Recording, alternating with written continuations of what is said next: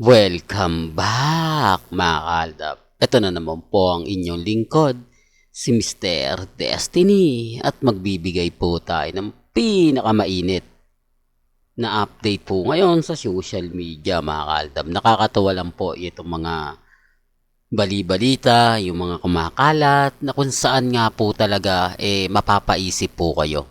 Di po ba? Sinasabi ko lang po ito para po sa kaalaman ng lahat at para po sa mga taong dumadaan sa channel natin at bumibisita. Remind ko lang po, yung issue po sa EAT kay Atasha Mula, kay Mengay, sa TBJ, yan po talaga yung pinag-uusapan. Yan po talaga yung trending.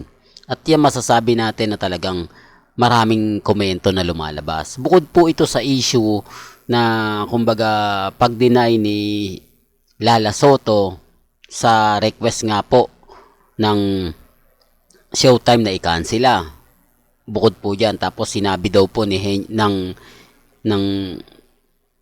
TBJ Production na humingi nga po raw sila ng patawad patungkol nga po sa lubid issue.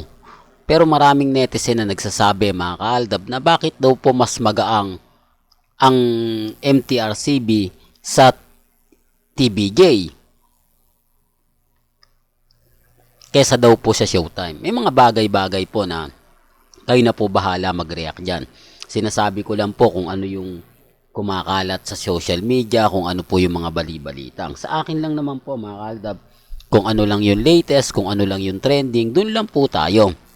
Hindi po ba? Kaya hindi ko lang alam mga kaaldab kung bakit marami nagre-react, marami nagsasabi, nako, ano yan, ganto ganyan, bias yan, si Mr. Destiny. Di po ba? Nire-remind ko lang po sa inyo yung mga balita na kung saan nga po talaga, sino nga po ba ang unang makikinabang kapag ka nawala at totally inalis ang Aldab sa EAT. Siyempre nga po, ang TBJ. Kaya nga po gagawa sila ng bagong records at eto na nga po daw yung iba. Parang si Atasha Mulak, sample lang. Kumbaga, kapag tuluyan na nga pong nawala si Mengay, paunti-unti, kukuha sila ng mga artistang bago. Siyempre, hindi kukuha ng ano yan, ng mga veterana na, yung tipong matatagal na. Kasi, ito nga po yung sinasabi ko sa kanila, yung mga article na lumalabas, yung mga website, si Mengay bago. Fresh na talaga masasabi natin na naging sikat lang siya o sikat siya sa YouTube. Pero hanggang YouTube lang. Hindi naman siya kasi gaano nag-trending ng mga panahon at wala pa yung TikTok. Na kinuha po ng Eat Bulaga ng mga panahon na yon. Kaya nga po eto ngayon ang gagawin nila. Ito'y base lang naman po sa mga nakakalap. Pansin niyo, sa susunod nga po daw ng mga araw, mapupunta na si Atasha Mulak sa Sugod Bahay Kapatid. Hindi po imposible mangyari yan. Base po yan sa mga nakakalap nating impormasyon.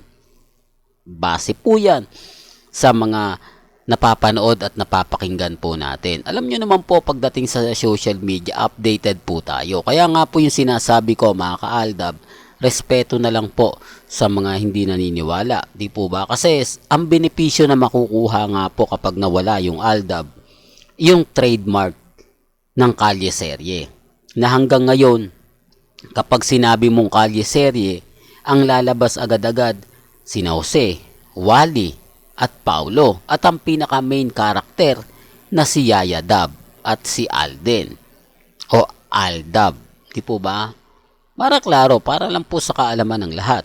Para lang po sa mga taong dumadaan at bumibisita sa channel natin. Di po ba? Yan naman po yung patunay. Kaya nga po dun sa mga taong nagsasabi ng ganito, nagsasabi ng ganyan. Di po, totoo lang po yung mga ina-update natin.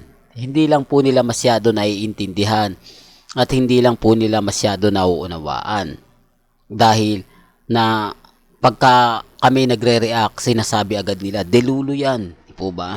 At yung mga komento po na masaya daw po si Congressman Spotted at si Mengay sa Amerika, nasaan yung pruweba? Di po ba?